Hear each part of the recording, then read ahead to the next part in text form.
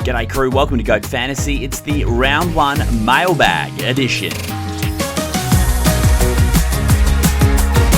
Nice to have your company on Goat Fantasy, brought to you by checkmyrate.au. Visit the website, it's free to use, take control of your financial future, and as we know, rates have gone up. So speak to Brandon and the team to get the best home loan rate possible and save some cash. Let's get straight into the mailbag.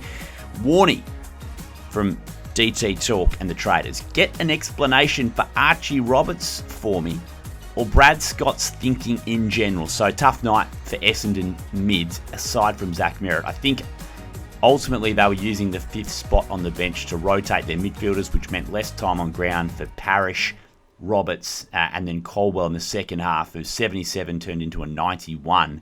A shocking result for his owners, and it was really bad for Archie Roberts as well. So some rumours that he was sick. Not sure if that was just sort of made up to excuse what happened. I think Brad will give us some information on this. Certainly if I'm able to get to the press conference, I'll ask the question. Ultimately, maybe it just means that right now, the way they're using their fifth spot on the bench, we can't trust their midfielders outside of Merritt, which is a big thumbs down for Archie Roberts. Fantasy Observer AFL, sorry if it's been asked, just some news on Caden Cleary. I think there's a chance he does come into the team. We'll find out a bit more this afternoon when they train at the MCG, so I'll have that update for you if I can get it. And then I think ultimately Justin McInerney and Angus Sheldrick get a bit of a bump here with Heaney and Goulden out. Expected time on ground for Kako, asking for draft. I wouldn't be surprised if it was a little lower, given he's coming off injury, but so crucial to the way they play and his forward pressure. I think he's going to have a really good season. Mitchell Finn, what do you think are the plans for McKercher this season with Hardiman to come back and Blamires and Parker there? So some chat that Parker is playing behind the ball just because there's a bit of a lack of match fitness, but he certainly looked reasonable in the role first up. Blamires is the harder one to read, and we get a really good idea of how it all fits together when Hardiman comes back into the side and he is available for the game against West Coast. I think they're experimenting again with Colby to find the way they can have the most impact and whether they can find a halfback flanker to cover for him. So at the moment, it's very up in the air. Bergman's role to increase, I think it will. He'll get better as the year goes on, but right now, that foot definitely is having an effect on the way that he's playing. Balupa, how are we feeling about Holmes, Callahan and Anderson? Quite possibly these three mids could all be in the top 8 by the end of the year because they are the modern day fast footy mid who can do a little bit of everything and can certainly, spread really well away from stoppage. I think Holmes is an underrated target for next week. I think a lot will go Dacos, but I think Holmes would be a really good inclusion into your side. Tom FPL, do you like offering Bailey Dale for Angus Sheldrick and a second rounder in a keeper league? And you've got a few defenders on the bench. Yeah, I don't mind the idea of trading Bailey Dale, but I just think you want a better player than Angus Sheldrick. And Tom FPL again, thoughts on who comes in for Goulden? Cleary could get a run. And it's interesting that Caden's been mentioned a couple of times. For a keeper or draft league with forward status, maybe just worth having a look at this week. Big Red, Treloar timeline. Is he even getting back in? The sense I got from Bevo is that Treloar is a slower burn this year, so get into the VFL, get the fitness up, get some trust back in the body, and then he comes back in a little later in the season. Brisbane Fantasy, is Grundy going to try this week? Yeah, tough task for him up against the two rucks at Hawthorn. I'm not expecting a big score from the ruck pig. Stephen Parker, hey Drew, where can we find handball received stats? Luke did some work for me, part of the Goat Fantasy family, and he basically showed every stat that the AFL count, and it's not on that list. So I reckon it's probably out there somewhere, and I think that's one we're going to have to do some more digging for. But thanks for the question. Matthew M, hashtag WA the Dream State. Thoughts on trading Goulden to Dawson or Jackson and McAndrew moves to R3? Also, McKercher to Cook or Murdoch. Yeah, either a Cook or Murdoch are good ideas. The flag on both is for the West Coast, no Hewitt, no Kelly, and the flag for Adelaide is no Rankin, so we've got to wait and see what that all looks, but I think Cook seems like he's going to be good for the Crows this year. Is Sharp or Blackiston a trade out? Let's have one more look at Blackiston this week against Port Adelaide. Sharp didn't get a great opportunity on his 6 disposals. I'm probably going to move him to Murdoch, I would think. But I'm a Sharp believer. I just think maybe there's better options. It's going to be a slow burn for Sharp at the Bombers. Balupa again. Was Watkins a bad pick or just an off game with low tog? At what point is he a sell? I would move Watkins to Murdoch if you have that option. I think he goes out of the side when Wines returns. Pooh and Marshall, length of injuries from Supercoach Dog. Pooh and Marshall both are tests this week, so a corked quad for Mateus and Marshall sore ankle. I mean, both could theoretically miss. I think you're just going to have to wait for teams. Grundy looks sore during the game. Poor score on a 5-day break. Are we expecting another poor score? Yes, I think there is a risk of that from Shan 811. Double banked Hawks here, that's a problem. Will Selwood to Cook or Grundy to Jackson be the best play? That's tough. Cash Gen is probably most important, so I think Selwood to Cook. Swans midfield mix who gets increased mid-rotations. I think it's Sheldrick gets a bump, and I think McInerney gets a bump. That's from John, since he's been gone. Fantasy Fanatic. Grundy, drafted him late in the first round, and I'm nervous. He'll be fine overall, but Rucks this year will probably score lower. Jacob Wood, Pepper Pie Pounder, have Walsh, Dacos, Jagger in the midfield. Do I hold them all and have one buy player on field? Yeah, I would hold those 3. Walsh would be the one that you'd move, if anything. Hold Grundy, yes, unless unless you don't have anything to do, and then Jackson's a play. Is Miller the real deal? Yeah, I think we get a good look at it the next couple of weeks, and he could be a buy for us. And then Rivers Tog, that's a little bit down. It's just due to, again, Melbourne experimenting with those mid-rotations and the 5th man on the bench. Barry the Pelican. Is Tim Kelly set to crack the CBA rotation next game for the Eagles? Yeah, I wonder if Murdoch has them rethinking it a little bit. Kelly probably won't be a really high CBA guy. Probably a bit of time at half forward, but certainly, the 5th guy on the bench, Kelly might be tempting for the Eagles in that role. And then Bergman's off game, was it a one-off? I think ultimately with this foot stuff, Harry hindsight here. With the foot, that made him a risky pick. If you've got the chance to move him, I would do it. James Alexander, Luke Parker's role, what's the rationale? Yeah, I've heard about the interrupted preseason, meaning that he doesn't have the match fitness to play a full game in the midfield. And there's been sort of echoes of the Jack Siebel stuff, Matty Boyd even, and Daniel Cross, slower midfielders moving into defence late in their career. We've seen teams do it, and I think Parker certainly good enough to play that role. They've also got a lot of young mids, so it just might be time to find a different role for Parker. Fantasy Fanatic, Mills, any mid-time with Goulden out, that's definitely an option for the Swans. They're going to have to do something. Arjex, McKercher role this week and beyond. Will he get more game time? And we're just easing in R1 after a bit of time off. Yeah, so they certainly were easing him in.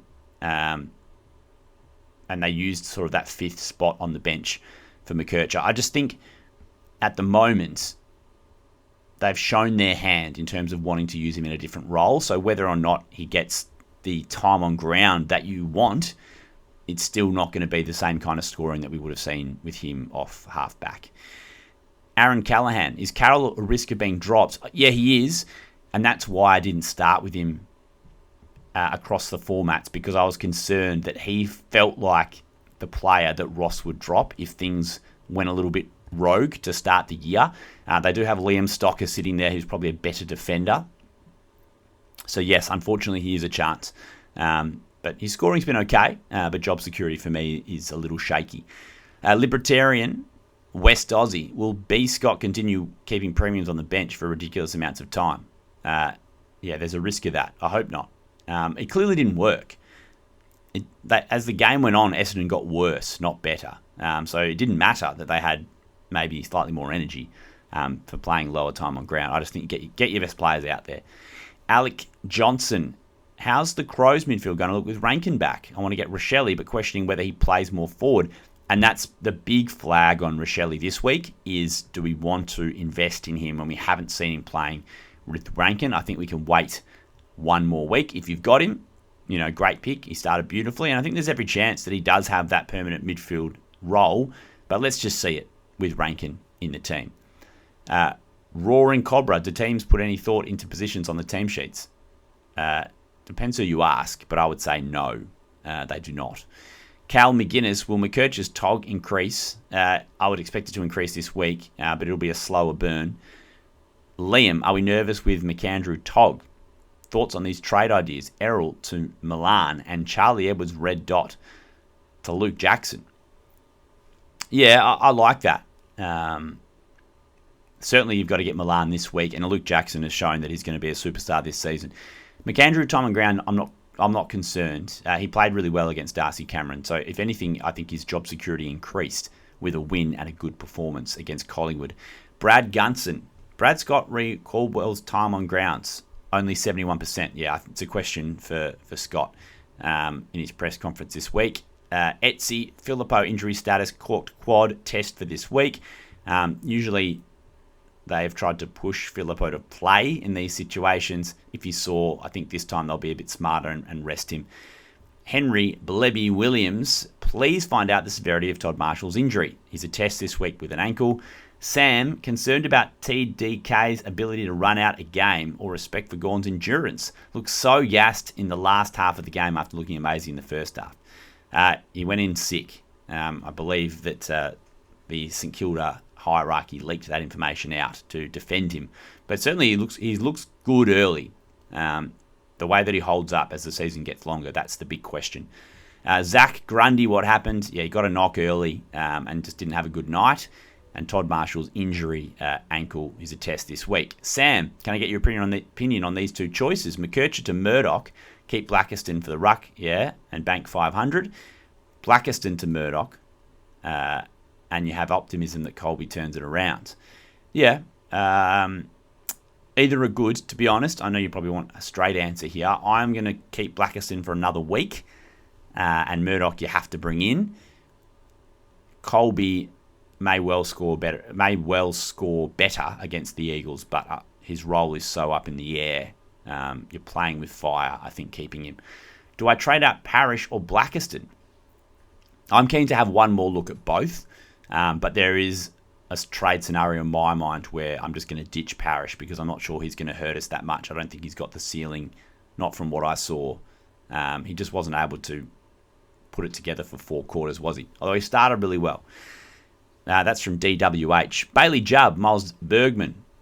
Yeah, his foot is not great, and that's affected his ability to play massive midfield minutes. But they certainly want him in there. But yeah, I don't expect him to have a huge start to the season. James Webber, Sid Draper, how's he tracking? And what was the new injury? Yeah, Draper's getting towards full fitness. I think he had a groin through the pre-season. If you've got him in a keeper league, it's just going to have to be a slow burn, stashed away on the bench. Hopefully he becomes a downgrade target for us later in the year. Pax, is Harvey Langford a believe in or relieve yourself of my effing team, you fraud, because I want to cut bait so bad. Less so Xavier Lindsay, but I feel he can string along for a month of middling scores, and I'm not here for that. I think, Lindsay just didn't get any marks. He didn't get plus 6s. If he does 3 of those this weekend, he scores 80, and that changes the entire look of his scoring and his role. Harvey Langford, I guess the flag was that he was playing on the wing during the pre-season. He's not a winger. He's an inside midfielder, and I'm not sure why they don't want to play him there. So Pax, I think Harvey Langford goes. Spencer Briers, Trent Rivers low tog. Yeah, that's Melbourne's answer to how they're using the 5th player on the bench. I think he played well. Windsor played well. They just didn't have big numbers. Snaggos, Fonte and Tim Kelly. Love Fontempelli, got him in Dynasty, and there is a trade scenario in my head where I'd get Fonte in this week for Parrish just for a cash grab and just use his break even. I hope he makes some cash because the role looks solid. Tim Kelly's up in the air. The fact that Murdoch played well means that perhaps they'll persist with Milan in that role, and maybe that affects Tim Kelly. And then Nick, Don's midfield mix. Will Merritt, Caldwell and Parrish get proper usage v Port or spread too thin again with heavy bench rotations? Yeah, I would think they would adjust that this week. Nick also asked about Archie Roberts. Needs to move to half-back. Yes, half-back, he'll score well and get Sharp in there more often. Yes, I mean, Sharp is still young and perhaps they're treading lightly with their young players. We didn't see a lot. Well, we didn't see Jacob Farrow at all, and Al Ashkar was fairly quiet. I think they'll tread carefully with their 18-year-olds, to be honest. But I'm looking forward to seeing Farrow when he gets an opportunity at some stage. All right, so that's the first lot of questions. Bear with me. I'm just going to keep the record going here and get to the next part of these questions. Goat Fantasy. Last call. All right. We're still moving. AFL Turbo. Does Jack Carroll get dropped? Yes, I'm not saying he will get dropped, but his job security is very shaky. Just Neil's draft. Thoughts on Murdoch and Jakes? Love Jakes at the Bulldogs. He's had a great start to the season, and they're not afraid to use him. And he'll be great under the lid at Marvel, I would say. Murdoch, good. 25-year-old, mature age. The Eagles seem to trust him. He's extremely fit. I just chatted to Will Schofield. He reckons Murdoch might have been hands down the fittest player in the waffle. So he's certainly going to be aerobically suited to the AFL. Balupa, how do you like Nando, Holmes and Callahan? Balupa, you've already asked this question. If I'm choosing one of those three, Callahan, Holmes and Anderson, I'm choosing Max Holmes after his bye. Cade Burgess, I was thinking I have to get out of Grundy, so I think Jackson is my preferred option. Yes, Jackson is the best option if you don't start with English. Started Murdoch, so that's a bonus. Thinking second trade Goulden to Cook. I like that. Jackson in if you want to get off Grundy. And Cook, I think, is the right person to go to with best 18 this week. Balupa, what's your thoughts on Watkins? I was never a Watkins guy. I was just saying, we've got Wines, we've got Brody. There's options to come in for him. So if you're on him and you can get off him, I would say that's a good option. What's the go with Don's Tog? That's Aaron from AFL Fantasy. Yeah, it's a problem. Hopefully they rectify it this week. We'll ask Brad Scott. Colby going back with Wardlaw back. I mean, that would be best case scenario. Depends on what they do with their half-backers. And Bergman, yes, slow start with that foot injury. Max Hall increased midfield time with Pooh and McRae injuries. Yeah, I like that call. Max Hall had some CBAs last season when they went with a different look in their midfield, and I think it suited him. He's a really good player. His score was, he was saved himself and the role because he kicked 5 goals or whatever it was. But as a midfielder, he's good. Just the buy makes him someone you probably wouldn't invest in. But interesting to see what they do with potentially Filippo and McRae both out. Pietro Bonacina says, Bergman's role. Was he affected by the injury? Yes, he was. Foot not quite right. Dog, didn't McKercher train all pre-season as a halfback? Why the sudden switch? Yeah, well, that's right. He was midfield at times during the pre-season, but mostly halfback, which makes the decision, I find it quite strange. Thelina, need help. Plan is Marshall to Cook, but can't trade Gallup to Murdoch because of DPP issues. So plan is to trade Blackiston for Murdoch, or I wait to next week. What should I do? Marshall to Cook, but can't trade Gallup to Murdoch. You could probably... Marshall might play. I think that's what you're going to do. You've got to wait to see if Marshall gets named. Ideally, Gallup is going to go, and getting Murdoch in would be a great idea. Tasman Follett, Trent Rivers, Low Tog. Yeah, it's disappointing. Feels like he kind of set for a breakout. This is his best opportunity with the way that the Demons have cleaned out their house in the midfield. Hopefully he comes through for us. Footy gods, what in the world do Freo do with Sean Darcy? He looked like Hodor out there. I love the idea of Cox and Jackson. They're paying Darcy so much. They've invested so much. I think they want to get the best out of him. But I love the idea of Cox in that Freo team. Suts, any news on Archie Roberts? Yeah, and there's a lot of Roberts and McKercher stuff. Again, we just have to wait and see. If you've got Roberts, I think get off him. James Alexander, McRae, is this a soft drop? Yeah, probably.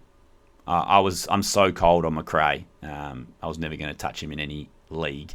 He's just an old school midfielder. Doesn't suit the new game's pace and game style. Too early to give Kitty Coleman the flick. No, it's not. There's too many mouths to feed in that Brisbane backline. Storm Shine took a red dot last week to get Jakes on field, therefore forfeited Lindsay. Murdoch coming in with one trade, Millera or Lindsay with the other. I don't think Lindsay's going to get away from you because I think he was lucky to score 66 last week. So I don't mind getting Miller in as a point of difference. Michael Bellardi, can we expect some better scores from Xavier Lindsay and Windsor? Yeah, Windsor's interesting, isn't it? High impact, but not necessarily high possessions. Xavier Lindsay, we need to see some more plus sixes in defence. Digby, update on Colby's role. Yeah. Wait and see against the Eagles. See what they do with Hardham and potentially with Wardlaw coming into the team. Nick Turner, can we expect McKercher's tog to increase? Yes, we can. It'll be a slow burn, though. Ethan on Essendon's mid, mix and times. I think they'll boost those togs this week. Wayne Millera from Matt Masker. Yeah, it could be the rare, 10th year breakout.